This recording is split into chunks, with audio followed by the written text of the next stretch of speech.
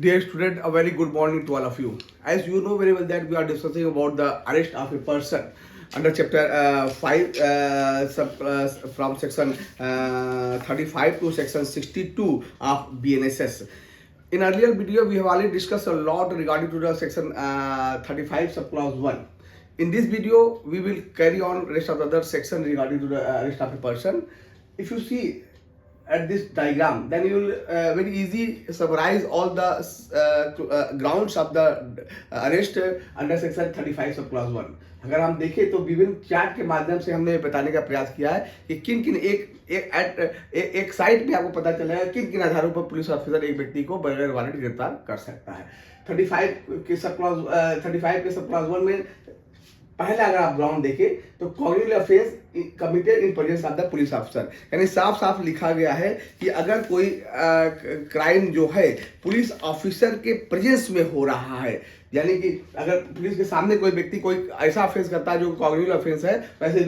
स्थिति में police officer को ये पावर है कि वो बगैर वारंट के व्यक्ति को गिरफ्तार कर सकता है. दूसरा बी वाला क्लास थोड़ा सा बड़ा क्लास है. अगर आप देखें तो बी वाले क्लास में साफ साफ कहा गया है कि अगर कोई पुलिस अफसर के पास कोई रीजनेबल कंप्लेंट आता है या फिर क्रेडिबल इंफॉर्मेशन रिसीव होती है या कोई रीजनेबल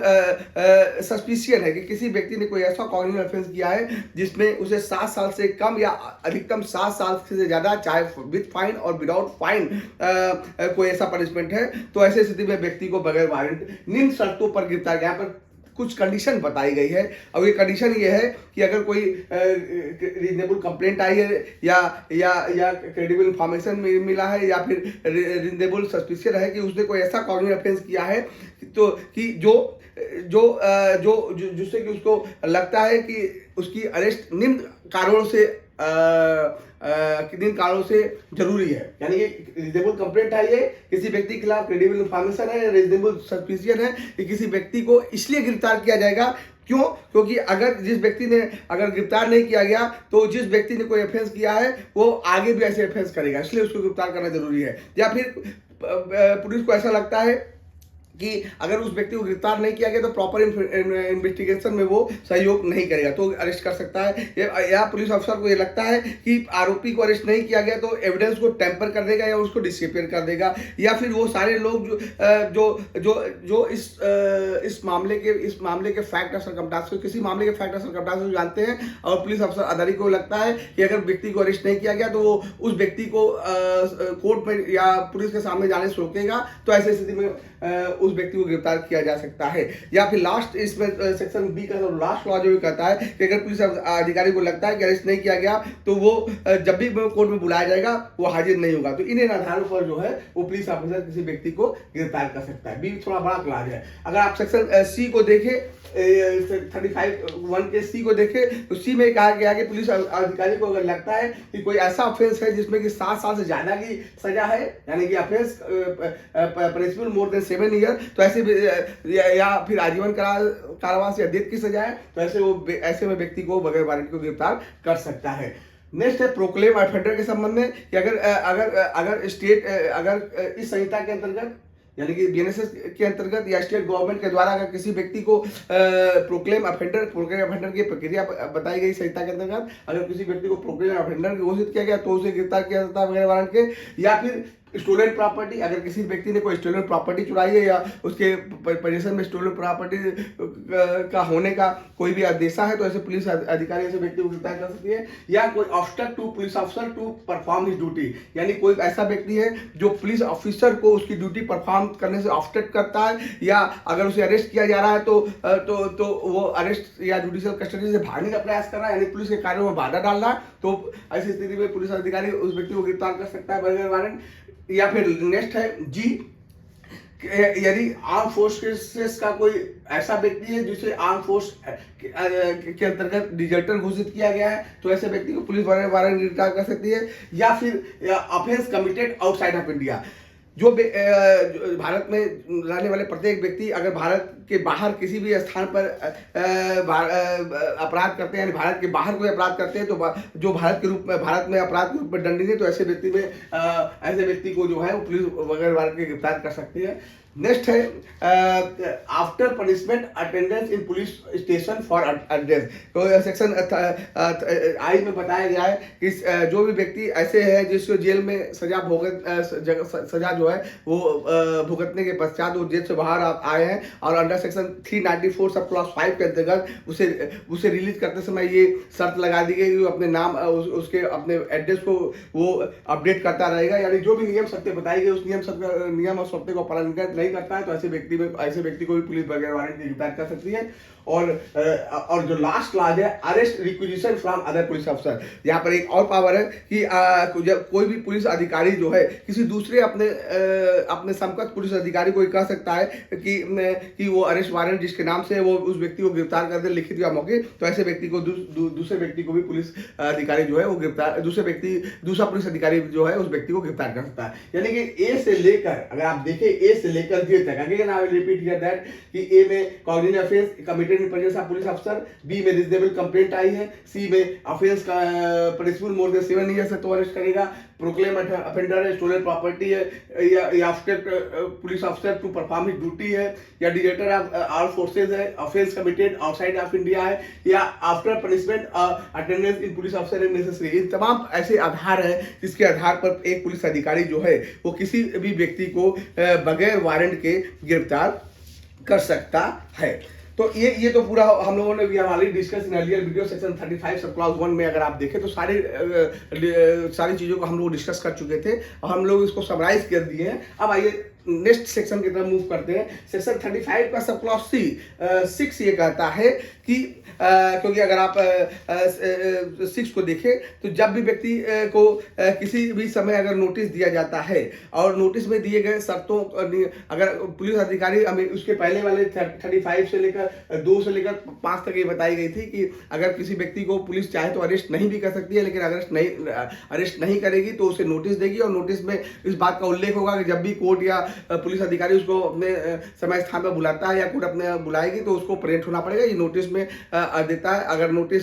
के सारे शर्तों को कंप्लायंस कर रहा है तो सेक्शन 35 से 2 से लेकर 5 तक ये बताया गया है तो उसे अरेस्ट नहीं किया जाएगा। सेक्शन 35(6) में बताया गया where such person at any time fail to comply with the terms of the notice. ऐसा कोई व्यक्ति जिसे नोटिस दिया गया है टर्म्स एंड कंडीशन के साथ, अगर वो टर्म्स एंड कंडीशन को जो है वो फॉलो नहीं करता है या शर्तों को नहीं मानता है या अपनी अनविलिंग टू आइडेंटिफाई हिमसेल्फ, अपनी आइडेंटिटी को छिपाता है, पुलिस अधिकारी को नहीं बताता है, तो ऐसे स्थिति में पुलिस अधिकारी जो है सेक्शन 35 सब क्लॉज 6 के अंतर्गत उसको गिरफ्तार कर सकता है। नोटिस देने के बावजूद भी उसे गिरफ्तार कर सकता है उस शर्त पर जब वो नोटिस में बताए गए टर्म्स एंड कंडीशन को मानने से मना कर देता है। सेक्शन 35 सब क्लॉज 7 में बताया गया no arrest shall be made without proper permission of an officer. कोई भी अरेस्ट नहीं किया जाएगा without proper permission of the officer के परमिशन के बगैर, not below the rank of deputy superintendent of the police in case of offense which is punishable less than 3 years and such person is informed or in above age of 60 years। यानी कि अगर जिस व्यक्ति को गिरफ्तार किया जाना है, ऐसे समझिए दोस्तों, इसको सिंपल टर्म से सेक्शन 35 का सब क्लॉज 7 ये कहता है, बहुत ही साधारण सा सेक्शन ये कहता है कि अगर किसी व्यक्ति ने कोई ऐसा ऑफेंस किया है जिसकी सजा 3 साल से कम है, 3 साल से कम की सजा है और वो ऐसा व्यक्ति है जो इन्फर्म है यानी बीमार है या फिर उसकी एज 60 साल से ज़्यादा है, तो ऐसा व्यक्ति ने कोई 3 साल से कम का कोई क्राइम कमिट किया है तो ऐसे व्यक्ति को तभी पुलिस गिरफ्तार करेगी जब डिप्टी सुपरिटेंडेंट ऑफ पुलिस की परमिशन ली गई हो। डीएसपी की परमिशन जो है ऐसे व्यक्तियों को गिरफ्तार करने के लिए आवश्यक है जिसने 3 साल से कम का कोई अपराध वाला कोई सजा वाला अपराध किया है और जो इन्फर्म है और जो या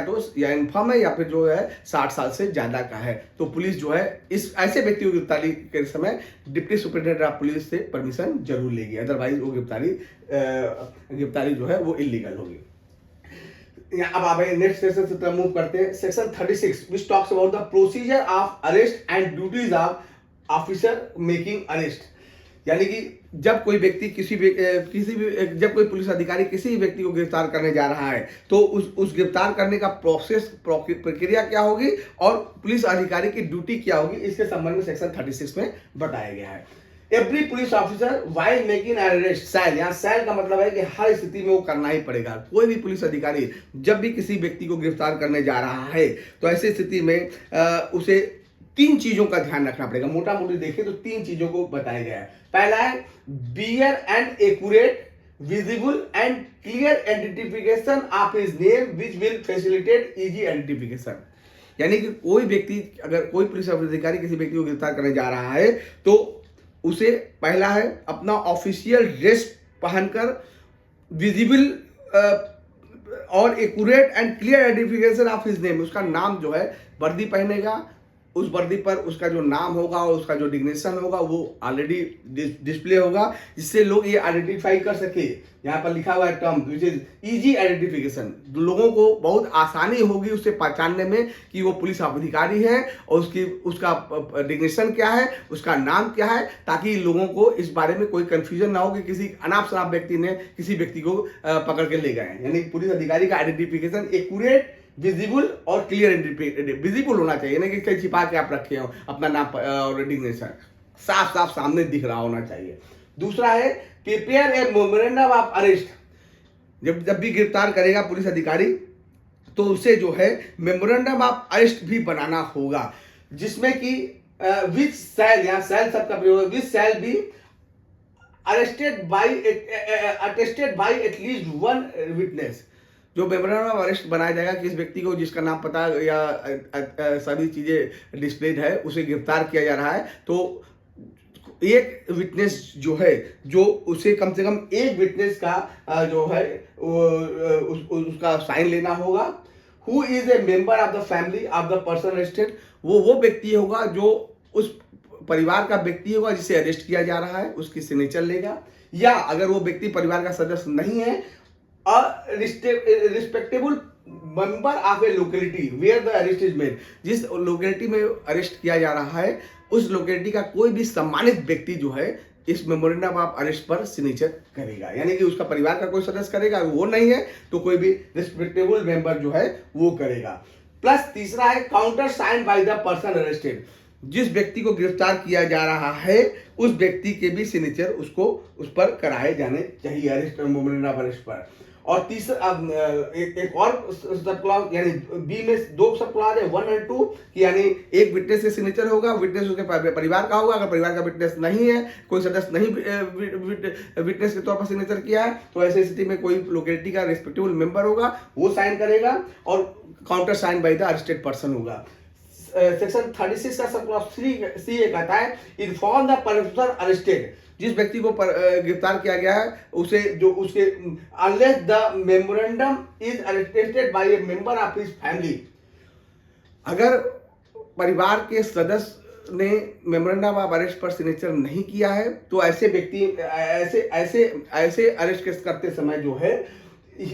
जो जिस व्यक्ति को गिरफ्तार किया गया है उस व्यक्ति के रिलेटिव को या फ्रेंड को या any other person name by him to be inform, यानी 3 लोगों को उसको इन्फॉर्म करना पड़ेगा। जिस व्यक्ति को गिरफ्तार किया जा रहा है अगर मेमोरेंडम ऑफ अरेस्ट में उस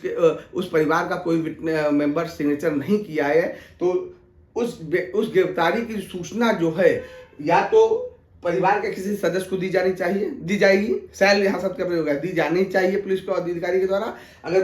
परिवार का मेंबर को नहीं कोई इन्फॉर्मेशन नहीं दिया जा रहा है तो उसके किसी रिलेटिव को दे दी जानी चाहिए, या फिर उसके फ्रेंड्स को दी जानी चाहिए, या फिर उस व्यक्ति को दी जानी चाहिए जिसको कि ये अरेस्टेड पर्सन बताएगा कि इस व्यक्ति को आप सूचना दे दो। उस व्यक्ति को पुलिस अधिकारी जो है वो सूचना देने के लिए बाद, यानी कि जिस व्यक्ति को गिरफ्तार किया गया है उस व्यक्ति के किसी न किसी मेंबर्स को या तो रिलेटिव, परिवार के मेंबर को, रिलेटिव को, उसके दोस्तों को या किसी और व्यक्ति को जिसके अरेस्टेड पर्सन बोले उसे सूचना दी जानी अनिवार्य है। अब आइए नेक्स्ट सेक्शन की तरफ मूव करते हैं। Section 37 talks about the designated police officer. The state government, यहाँ पर सूचनाओं को एकत्र करने के संबंध में प्रावधान बनाया गया है, क्योंकि बीएनएसएस में एक बहुत अच्छी चीज़ें यहाँ पर इनकॉर्पोरेट की गई है कि जो है हमारा जो डिजिटल टेक्नोलॉजी का पूरा उपयोग किया गया है, यानी कि एक डिजिटलाइज पूरा का पूरा लाइब्रेरी बनाई जाएगी जिसमें कि जितने भी अरेस्टेड पर्सन है उसका इन्फॉर्मेशन, उनका टाइम, डेट, सारी चीज़ें, क्राइम और नेचर ऑफ द क्राइम का एक एक ब्यौरा बनाने का प्रयास हर स्टेट में किया गया है। उसी के मद्देनजर रखते हुए सेक्शन बनाया गया है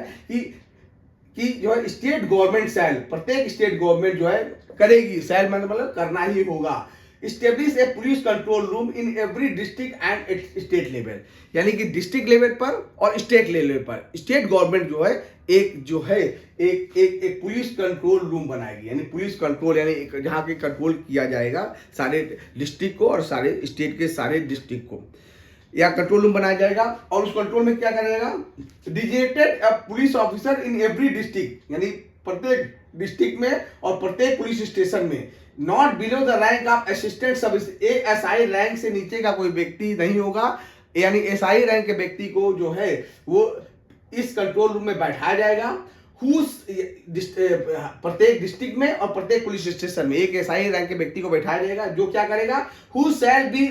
responsible for maintaining the information about the name and address of the person arrested. वो एएसआई रैंक का व्यक्ति जो है प्रत्येक डिस्ट्रिक्ट में और प्रत्येक पुलिस स्टेशन में वो उस थाने में जितने भी व्यक्ति अरेस्ट किए गए हैं उसका नाम, पता, सारा ब्यौरा को रखेगा, नेचर ऑफ अफेंस को बताएगा, और ये सारा इंफॉर्मेशन कलेक्ट करके जो है वो यहाँ पर लास्ट अगर देखें, including A digital mode in every police station and every district headquarter, यानी कि सारा का सारा ब्यौरा जो है, क्योंकि अगर आप देखें तो यहाँ बात की गई है प्रत्येक स्टेट लेवल पर और डिस्ट्रिक्ट लेवल पर एक कंट्रोल रूम और पुलिस स्टेशन लेवल पर एक कंट्रोल रूम बनाया जाएगा, जिसमें कि अपराधी का जो पर्सन एक्यूज्ड है उसका सारा ब्यौरा होगा, और वो ब्यौरा को जुटाने का काम जो है एसआई रैंक का व्यक्ति करेगा। और ये जो है ये हर एक डिस्ट्रिक्ट जो है अपना डाटा स्टेट लेवल के कंट्रोल रूम को भेज दिया जाएगा, जिसमें कि स्टेट में कितने भी क्रिमिनल्स हैं उनके उस पर क्या एक्यूजेशन लगे हैं और कितने लोगों का अरेस्ट हुआ है और कितनी बार अरेस्ट हुआ है, कितनी बार बेल मिली है, कौन कौन से अपराध में बेल मिली है, इन तमाम जानकारी जो है वो डिस्ट्रिक्ट लेवल से, यानी पुलिस कंट्रोल रूम से डिस्ट्रिक्ट लेवल पर आएगा, डिस्ट्रिक्ट लेवल से जो है स्टेट लेवल पर पूरा का पूरा सूचना का एकत्र जो किया जाएगा, ताकि इस क्राइम को जल्दी से जल्दी सॉल्व करने में मदद मिलेगा। 37 जो है वो पूरा का पूरा डाटाबेस बनाने की बात करता है स्टेट लेवल पर। 38 में कहा गया, right of arrested person to meet an advocate of his choice during interrogation when any person is arrested, जब भी किसी व्यक्ति को गिरफ्तार किया जाता है and interrogated by the police को गिरफ्तार करके पुलिस के पास लाया जाएगा और पुलिस अगर उसका इंट्रोगेशन कर रही है तो ऐसी स्थिति में यहाँ पर शैल शब्द का प्रयोग किया गया दोस्तों। Shall be then he shall be entitled to meet an advocate, उसे अपने मनपसंद के एडवोकेट से मिलने का, उससे सलाह मशवरा करने का उसको राइट है, हर एक एक्यूज पर्सन को जो अरेस्टेड करके पुलिस स्टेशन पर लाया गया इंट्रोगेशन के लिए, of his choice during interrogation throughout the investigation के दौरान उसे अपने मनपसंद के वकील से सलाह मशवरा करने का पूरा राइट है। वकील अगर, चूंकि ये है कानूनी प्रक्रिया है, कल को कोई केस चलेगा तो वकील उसको अच्छी से राय दे पाएगा, कौन कौन सी बातों को बताए, कौन कौन सी बातों को न बताए। इवन उसका चुप रहने का भी अधिकार, right to silence is also a fundamental right enshrined under the 21 of the Indian constitution. तो अगर वो किसी बात का जवाब नहीं देना चाहता है तो भी पुलिस उसको फोर्स नहीं कर सकती है। ये वकील ही बताएगा कि पर्टिकुलर मामले में, उसके मामले में उसके लिए क्या बेटर है। इसीलिए यहाँ पर शैल शब्द का प्रयोग किया गया है कि प्रत्येक व्यक्ति को जो है वो अपने मनपसंद के एडवोकेट से इंट्रोगेशन के दौरान जो है वो उचित सलाह लेने के लिए वो इंटाइटेड है अपने चॉइस के। लेकिन यहाँ पर लास्ट सेक्शन अगर देखिए, दो not through out the interrogation, interrogation के दौरान कर सकता है, लेकिन पूरे के पूरे इंट्रोगेशन में वो वकील उसका प्रेजेंस है ये जरूरी नहीं है। थोड़ा बहुत जो कंसल्ट करना चाहे पुलिस उसको कंसल्ट करने देगी या डिस्कस कर दे, राय मशवरा ले ले, लेकिन आप चाहेंगे कि वकील जो है पूरे इंट्रोगेशन के दौरान from the first time to last time तक वो खड़ा रहे, या सभी इंट्रोगेशन जब हो हमेशा वकील रहे, थ्रू आउट वकील है, ये मैंडेटरी नहीं है। यहाँ पर साफ साफ गया है थ्रू आउट इंट्रोगेशन में वकील को अलाउ नहीं किया सकता है। इंट्रोगेशन के दौरान कुछ समय के लिए चाहे तो वकील जो है उसकी राय ले सकता है। 39 में कहा गया है, next section, arrest on refusal to give name and residence. दोस्तों इसे ध्यान से सुनिएगा, ये बीएनएसएस की धारा 35 का जो है ये एक्सेप्शन क्लॉज है। 35 में पुलिस अधिकारी को अरेस्ट करने की पावर दी गई है अगर कोई कॉग्निटिव ऑफेंस हो रहा है। यानी कॉग्निटिव ऑफेंस एक पैरामीटर है कि पुलिस में arrest a person without warrant when the person has committed any cognitive offence in his presence. यानी कि सारा का सारा 35 जो है कॉग्निटिव ऑफेंस पर बेस्ड है। लेकिन ये इस सेक्शन का अपवाद है कि यहाँ पर कहा गया है अगर कोई पुलिस के सामने कोई नॉन कॉग्निटिव ऑफेंस होता है तो कब किन परिस्थितियों में पुलिस अधिकारी जो है एक व्यक्ति को गिरफ्तार कर सकता है। यानी 35 में कॉग्निटिव ऑफेंस में गिरफ्तार करने का राइट दिया गया, इसी का एक सेक्शन नॉन कॉग्निटिव ऑफेंस में बताया गया है। When any person who is in the presence of police officer, कोई भी व्यक्ति जो पुलिस अधिकारी के सामने हैज कमिटेड कोई करता है और has been accused of committing a non cognitive offence, कोई अपराध कर दिया है नॉन कॉग्निटिव ऑफेंस, या उनके साथ पुलिस अधिकारी के सामने कोई नॉन कॉग्निटिव ऑफेंस करता है। नॉन कॉग्निटिव ऑफेंस दोस्तों ध्यान रखिएगा, नॉन कॉग्निटिव ऑफेंस करता है, refuse on demand of such officer to give his name and residence, और पुलिस अधिकारी उसका नाम और पता पूछ रहा है तो उसे बताने से मना करता है, या फिर गिव अ नेम और residence which such officer has reason to believe to be false, he may arrested। यानी कि कोई भी पुलिस अधिकारी के सामने कोई व्यक्ति ऐसा ऑफेंस करता है कि जो कि नॉन कॉग्निटिव श्रेणी में आता है, यानी कि कम गंभीर प्रकृति के अपराध करा, लेकिन वो अपना नाम और पता पुलिस के पूछने के बावजूद भी नहीं बताता है, तो या अगर बताता है और पुलिस को लगता है कि उसने सही नहीं बताया, गलत इन्फॉर्मेशन नाम पता बताया, तो ऐसे व्यक्ति में वो पुलिस अधिकारी जो है ऐसे व्यक्ति जो नॉन कॉग्निटिव ऑफेंस किया उसे गिरफ्तार कर सकता है। सेक्शन 39 का सब क्लॉज 2 करता है when the true name and resident of such person have been ascertain. क्योंकि देखिए यहाँ पर दोस्तों यहाँ पर कहा गया कि अगर जैसे ही उस व्यक्ति का नाम पता पुलिस अधिकारी ज्ञात कर लेता है, सर्टन कर लेता है, he shall be release on bond और बेल बॉन्ड, उसे तत्काल जो है बगैर डिले किए बॉन्ड या बेल बॉन्ड पर तुरंत रिलीज कर देगा, to appear before a magistrate if so required. ठीक है ना, उसको बॉन्ड पर या इसीलिए रिलीज कर देगा ताकि जब भी कभी मजिस्ट्रेट को उसको बुलाने की जरूरत पड़े तो वो उपस्थित हो, इसी आशय का बॉन्ड भरा के उसे रिलीज कर देगा जैसे उसका नाम, सही नाम और पता। देखिए पुलिस अधिकारी क्यों नाम और पता उसको जानना चाहता है, क्योंकि अगर कल को भविष्य में उसके खिलाफ कोई क्रिमिनल केस फाइल करना पड़े तो वो नाम पता अगर ज्ञात रहेगा तो क्रिमिनल केस चला सकता है, इसीलिए नाम पता पूछने के लिए पुलिस अधिकारी जो है वो इंटाइटल्ड है।